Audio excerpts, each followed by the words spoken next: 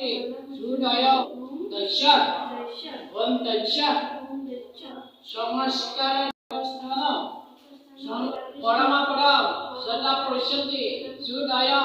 diviva sesiradi শিকত সোমাই থকা কইনাই মূৰে গায়ে ধুই ৰেডি আৰু এতিয়া বামুণ আহিব। বামুণ অহাৰ পিছত পৰাচিত কৰিব, তাৰপিছত গোপিনীসকল আহিব, তাৰপিছত গা ধুৱাব আৰু পানী চানী তুলি মেলি গা ধুৱাব আৰু